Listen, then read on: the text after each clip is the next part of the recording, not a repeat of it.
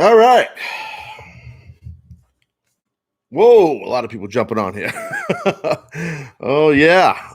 I'll just let everybody get settled in here before we get rolling for this live AEW Dynamite react that we just witnessed go down as Matt Hardy did the delete, and just blew off pyro like crazy. It was pretty cool, actually, the ending of the deal. So, hello, everyone. I mean, I'm going to talk obviously a lot about Dynamite here, and I will give my best efforts to get to the plethora of comments. It's just so fast, and so many, which is awesome. So thank you for logging on here. And before we get talking wrestling and have some fun and escape what's going on in our world for a little while, just like you guys did for 2 hours watching Dynamite. Hope everybody's safe. Hope everybody's good. Crazy times, as we know, dangerous times too. Let's practice social distancing. Let's wash our hands. Let's not touch our face if our hands aren't washed, and all these other things. I'm not a doctor. I don't even play one on the TV or radio, but let's just be smart and safe. So, and I as a proud member of the AEW, of AEW as the company, I should say, on the roster, we are doing as a team, as a unit, our best efforts to bring entertainment to you guys and keep wrestling going with you guys. So, and as you saw tonight, obviously a different type show than we did last week. Even though there were again, just like last week, nobody was in the audience because we can't, but a little bit of a different feel. And that just has to be, but what also has to be is men and women have to do their jobs behind the scenes and on camera. And I think we witnessed that tonight, which I enjoyed the show very much. And I try to be as fair as possible. It's not like maybe I'm a little biased at times. I could be, for sure, because I am a team player, but I'm here to tell you, like, I don't know. I mean, I think starting off with a match like Jimmy Havoc and Cody, I think is real good, because you have two athletes that actually gel really well together. Cody and Jimmy Havoc, because Jimmy Havoc is so well known for putting out pain and hurting people and joint manipulation. And we've witnessed on AEW Dark right here on the AEW official YouTube page, while Excalibur myself call the action for Dark all the time, we've watched Jimmy Havoc utilize more wrestling and become more of a hybrid, as of recent, by not just the gore and the violence that Havoc's known for all these years in his career, and the pain he can dish out and the pain he can receive. And I believe it was Kenny Omega we heard on commentary who discussed that, how Jimmy Havoc he enjoys taking pain. And, the thing is, like, when you could be a hybrid like a Jimmy Havoc, it's a great fit with a wrestler like Cody. Okay, because what Cody does, he does a lot of things really well in the ring, obviously. And I'll get to that in a second. But one of the things he does that you don't notice, but yet he does it awesomely, and that's his selling ability. Cody sells awesomely. Old school type selling for a babyface. And when you have it's a good chemistry when you have a guy like Havoc, an athlete like Havoc who does the things he does. And he picked out a body part in this match and worked an arm, and I think it was just simple, smart psychology that worked. When you have someone like Cody that could sell so well, and I think it was perfect. I think it was perfect. I enjoyed it very much. I also enjoyed Kenny on commentary with Tony Schiavone. So for that first match, and then for the bulk of the rest of the night, we heard Cody on commentary, who did a great job. Also, has a little bit of experience, and I believe from in WWE for a short time, I believe, but with Schiavone there also. So, Tony Schiavone, doing a lot of the heavy lifting as a legitimate play-by-play guy, meaning this week, because there's no Jim Ross, there's no Excalibur, there's no yours truly. So Tony Schiavone, more than capable handling the play-by-play duties. Which, real quick, if I could talk about that too. So, because even before I signed with AEW, I saw all the different, and I'll get to all you guys' comments, and it's awesome. And I'm going to jump in there in a little bit. Just give me a second. So, by the way, I'm used to, I have a lot of experience doing this type of post-game stuff with the Taz show when I had the Taz show for all those years. Never this many people. It's insane. I mean? It's crazy. So, so it's awesome. I'll get to you guys in a second. But Tony Schiavone, as a he is a play-by-play guy. Okay, Jim Ross is a play-by-play guy. Good old Jr. Okay, those are play-by-play guys. Excalibur is a play-by-play guy for sure. Also could do color commentary, as can Jr. So there's always, I'm looked at as a color analyst. Okay, so I'm a little bit different. It's color commentator, but color analyst. So there's differences there. I just wanted to just say that out here. And what you heard Omega do and you heard Cody do, that's color analyst, I should say, color commentary. So just so you guys know, some people get confused. They just think, it's announcing. It's not just announcing. It's a little bit more to it than that. It's a lot more to it than that. So, but I did enjoy that match with Jimmy Havoc and Cody for sure. And like I said, I really, love the way Cody sells, and Cody won the match. The Jake Roberts vignette I thought was awesome, by the way, sitting in front of a fire and stuff like that. I'm talking about Lance Archer, and he wants Cody's attention and all that jazz, and having Cody react to it facially in the ring. And then on the other side of break, I believe it was, they did it on camera where Cody was still in his gear, just got done wrestling. Omega was getting ready for his match with Sammy, so he left. And they did it on camera with Cody and Tony Schiavone, which I thought was excellent. Very organic, it felt, by Cody talking about Jake Roberts and talking about, obviously, Lance Archer. So I felt like that felt real good. You know what I mean? So before I continue, let me put on my cheaters here, as my eyes are getting bad as I get a little older. But let me look at some of these comments here and see what's going on. Sorry, 1337.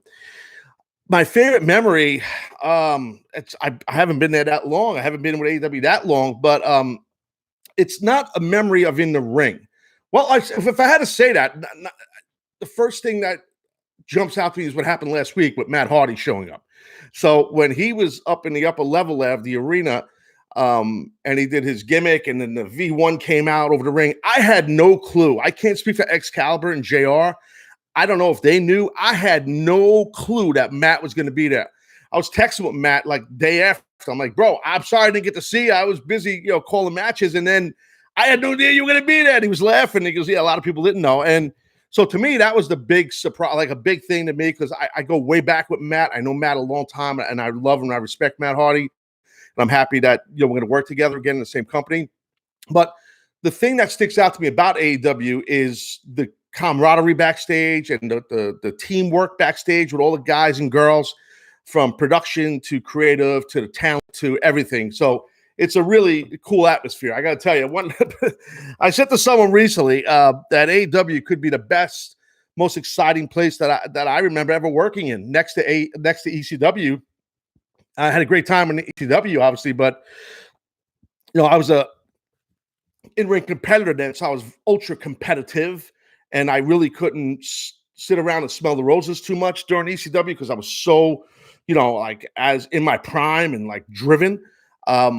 What the deal here with AEW, as a commentator, I have more time to look around and smell the roses and get to know people, talk to people. I'm a lot older, so I can appreciate it. It's an amazing atmosphere. I wish I was in my prime again. I'd love to wrestle at this place, but those days are gone. So, that's that. So let me try to get to a couple more folks here, because there's a lot of people here. Okay, hang on a sec. Just I'm trying to get used to this gimmick here, so bear with me. Here we go. Christian German. Hey Taz, should Jake Hager give Moxley big test for his AEW championship? Well, we saw the taste of that. We saw the first taste of that tonight, on Dynamite, where Moxley showed up, the AEW World Champion. He shows up out of nowhere, shocking everybody. I didn't know that was going to happen, but I wasn't there, but still I didn't know that was going to happen. I'm in the loop a little bit, but I guess it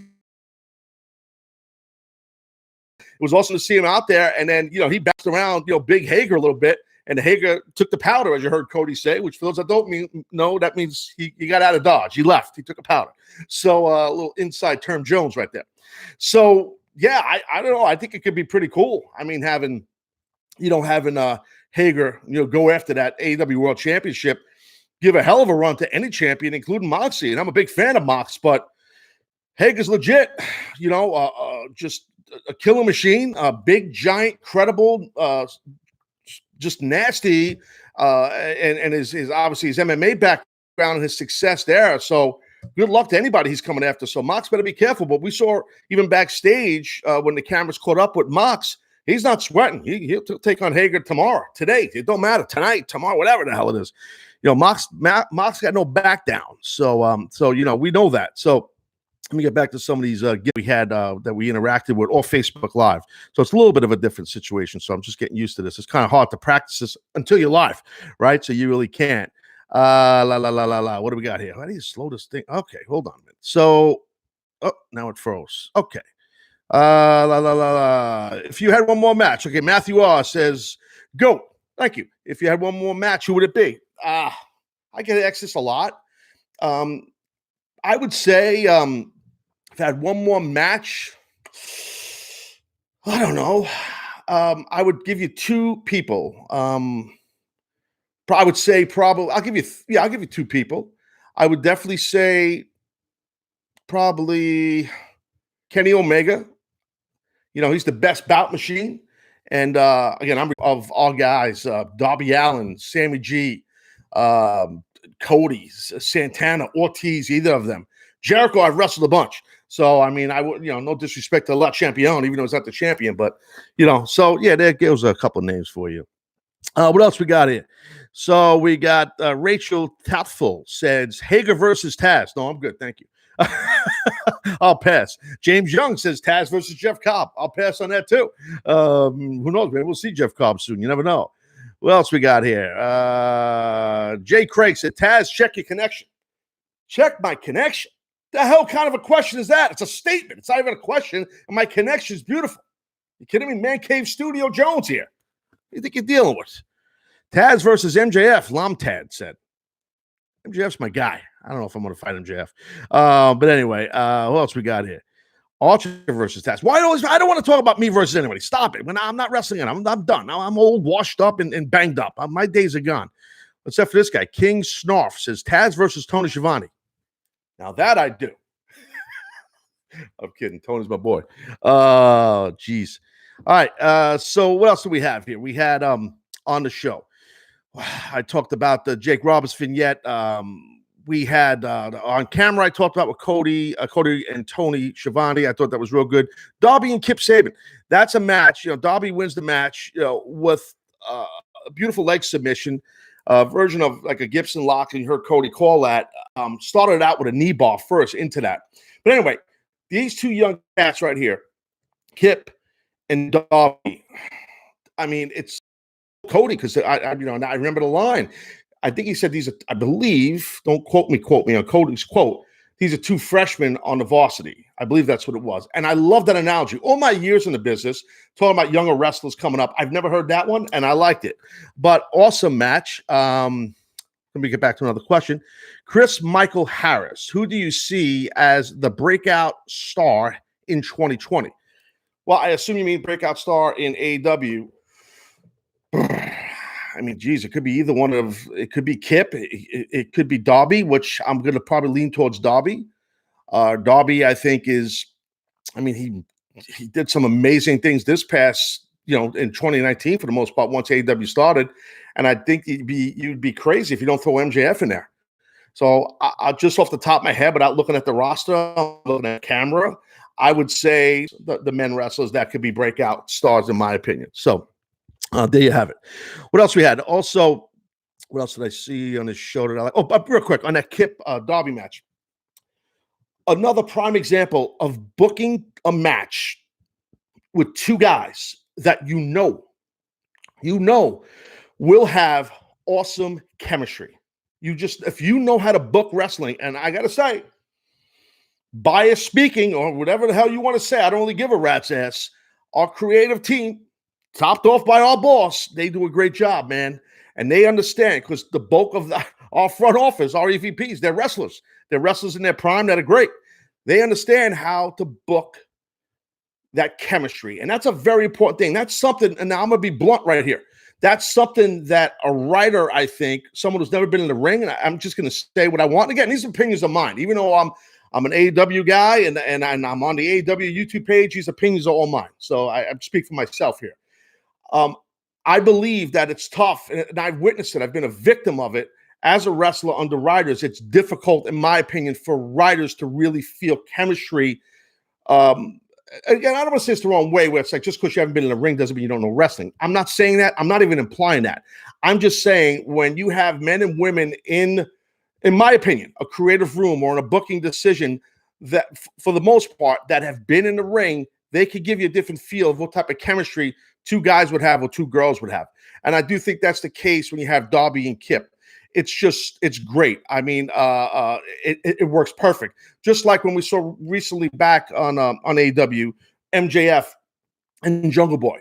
I mean, that's a modern day Bret Hart and Shawn Michaels. I mean, in my opinion. So if you don't like that analogy, I really don't care, but that's just how I feel.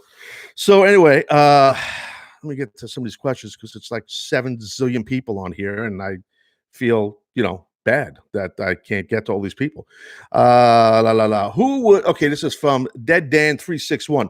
Who would you manage on the AEW roster? Who would I manage? Well, I don't know right now, like if they're proud members of the Inner Circle and doing great jobs with Chris Jericho. But I think that if I was managing like Santana and Ortiz, I think that'd be a pretty cool fit because of the New York vibe. And I'm from the same, I'm older than them, so they're from the same part of the world and right in the neck of the woods that I'm from. So I get those guys, and I respect those guys. I think that would be a cool fit. But again, they're Inner Circle guys. I understand it's not happening. It's not happening for me. I'm not a manager, so. And if I had to think on the single side, I mean, again, another Inner Circle guy, maybe a Jake Hager because, of his mat work ability, his MMA background, his wrestling background at Oklahoma, and my history as a mat guy, and a guy who knows joint locks and submissions. So that could be a kind of a cool fit. But again, he's locked up by Le Champion. He's an Inner Circle guy, as I almost poked my eye out with my gimmick Schneebitz Fern and burning my glasses. So that's the deal. Let's go back to some of the people. It's all about the people, right? It's all about the people. What is there like bad buffering here? Is that what's going on here? Should I look up my phone and see if anybody from the tech team? No, they haven't even gotten a hold of me. So I don't know. Is everything all right? I mean, geez, I guess so. I guess not. So here we go. Crypto Zoo Mauler. Taz, if you know, pretend you don't. Shoot opinion. Shoot means real. That's inside terms right there. Shoot opinion. Will QT Marshall join the Dark Order? Oh. Now, I don't know. I the shoot answer for me, I don't know the answer. I don't have the answer. I know what we saw some stuff tonight where Brody Lee basically, so, my opinion, just my opinion. Again, I'm not locked in. I'm not dialed in. I don't know the whole deal, but I'm not privy. I personally think he should be in the Dark Order, QT Marshall. Because now the Exalted One is here. We know it's Brody Lee. We know that. We saw what happened, how vicious and violent Brody Lee can be in the ring. We know his history and all that, yeah. So we know what he could do. We know his history. We saw him with Alex Reynolds, John Silver. He's eating steak, being a Brody Lee, and he's just not being nice to those guys. And there was a kind of a cool vibe in that vignette on Dynamite. I liked the vibe, and it seemed like those two guys were very uncomfortable with him. So I don't know. Again, just spitballing. I'm not privy. I don't know the creative, but maybe there's new guys coming into Dark Order. Maybe a QT Marshall. That'd be a great opportunity for a guy like him. Could be. I don't know the answer. If I knew the real answer, I wouldn't tell you. B Star says, how great is Johnny Rods? Well, Johnny Rods, real quick, not to spend a lot of time on this. That's the guy who trained me many, many years ago. Great trainer, taught me old school, taught me tough. Was never like a huge star on his own, was always kind of enhancement to a degree. But during an era where enhancement guys worked they were really good workers. And Johnny's one of those guys, very respected. For those that listen to the Taz Show all the years, I've always talked a lot about my former trainer, how respected he was as a trainer and how good of a sensei he was at, in the school when I learned under him, back in 1986, I think it was, or 86. So, he's, he had a great career and did some really awesome stuff and What else we got here? Taz, la la la la. No, that went too quick. Sorry about that. Aaron Fessler says, Taz, who would you crown the FTW champion in AEW? Wow, what a question that is. Holy cow. Geez, I don't know who I would crown. Not sure. I guess you could say Hager or Sammy G. I'm not sure. So I'm not sure. Who would you think? Right? I don't know. Oh, I apologize. I hear apparently there's a lot of buffering.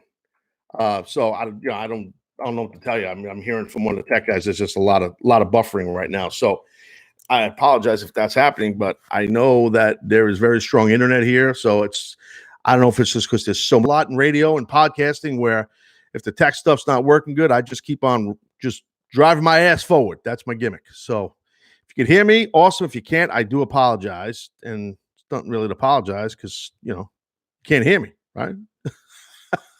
So nothing you can do about that. Curtis Lang, do you think AEW should bring back the TV title? Again, my opinion, I do. I do. Or some sort of a next level, right under the AEW World Championship. I do think it would be great to have a championship like that there for sure in AEW. I really do. I think it would help because we have enough really talented guys and girls. If you want to do that, we could do that.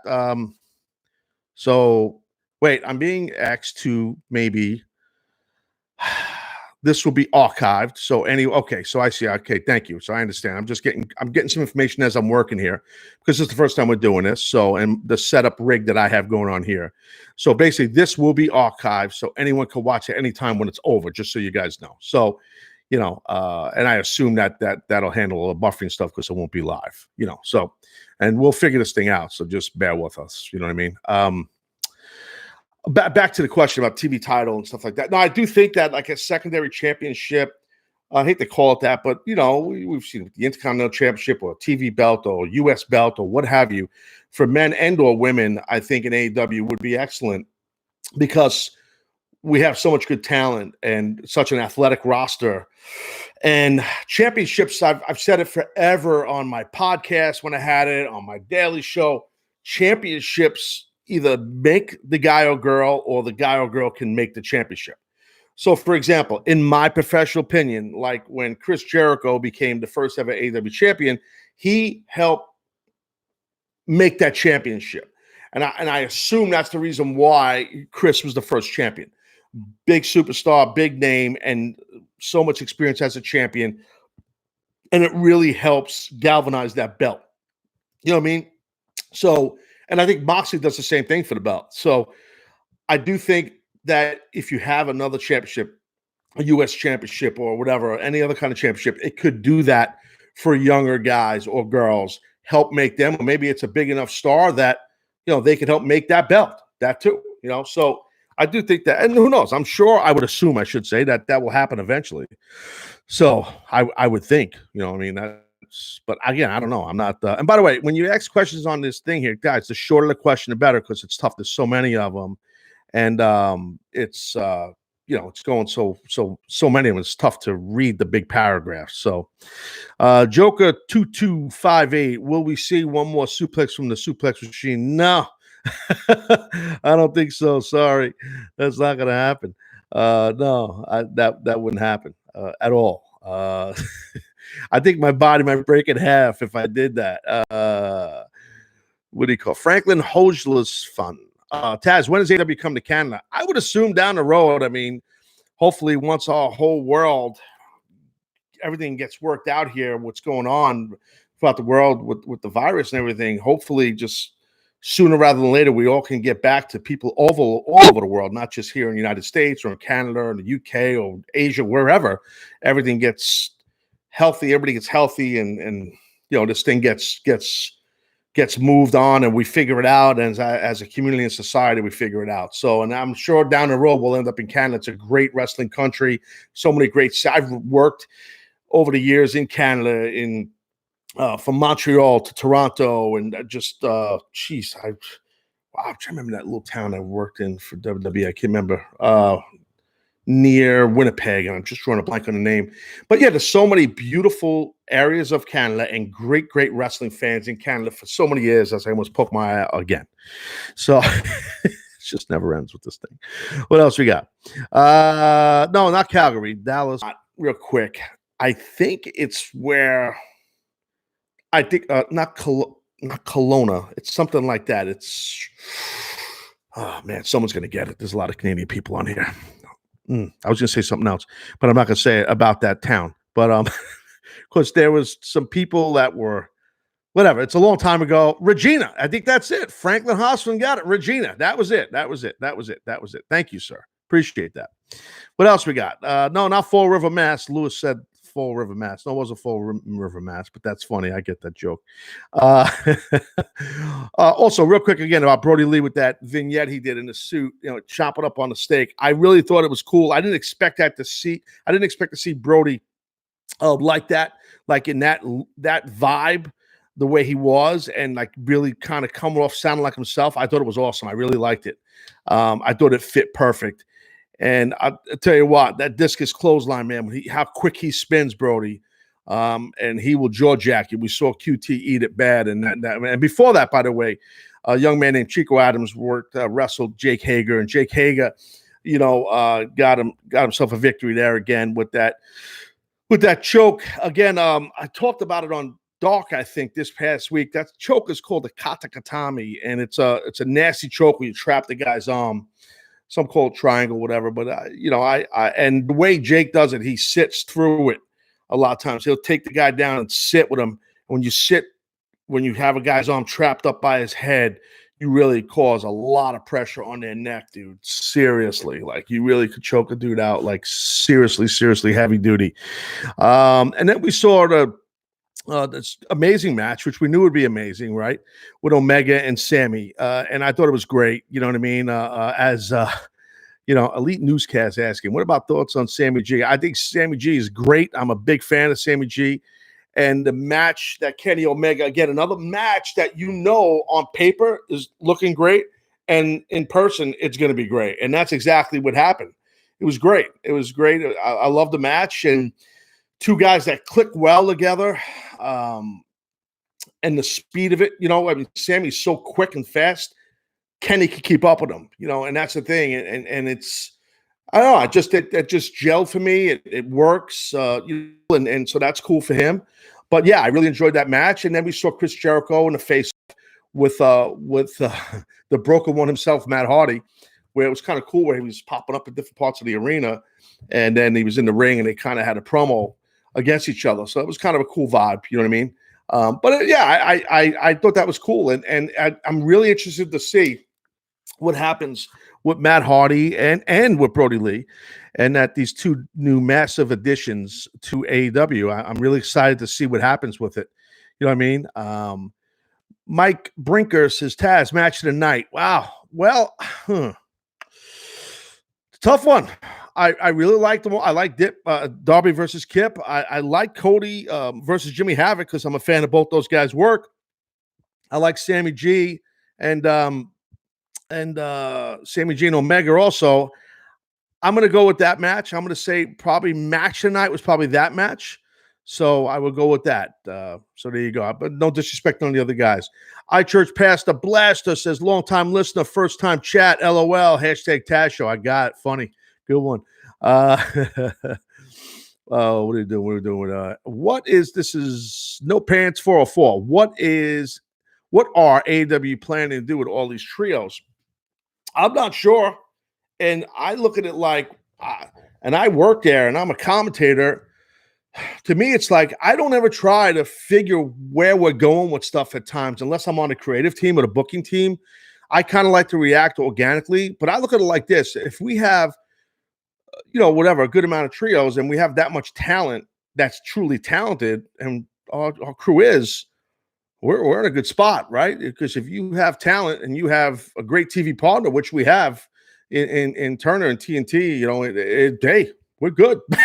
and we have, a very motivative crew. And I'm not just talking about the wrestlers. I'm talking about production-wise and creatively and everything. So it's that's why it's tough that a lot of us can't go on the road right now. You miss it. You miss being in the grind. You miss being at the show. It's just, but like a lot of you guys are probably home from work too. So I mean, the bulk of you all are probably home from work, so you guys get it loud and clear.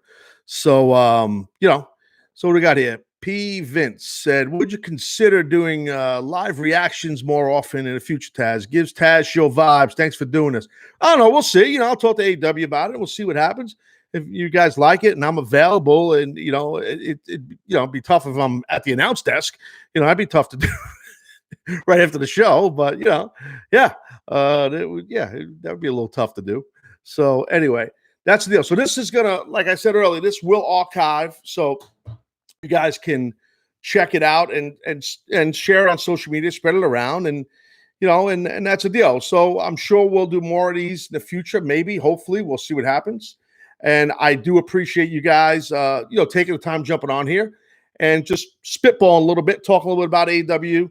And while you guys have some downtime, because I'm sure a lot of you guys don't have to get up for school or work tomorrow or what have you. So hey, just go on YouTube. It's free, and check out Taz, talking about AEW Dynamite. So I appreciate you guys jumping on here and doing that. And like I said, this will archive, so watch it anytime you want. If it was buffering a lot, I apologize. And for those that I interacted with, thank you. For those that I couldn't get to, I apologize for that. There's just so many of you guys. Thank you so much. I appreciate it. Stay safe, guys. Stay safe. Okay, be well. Thank you very much for jumping on. I appreciate it.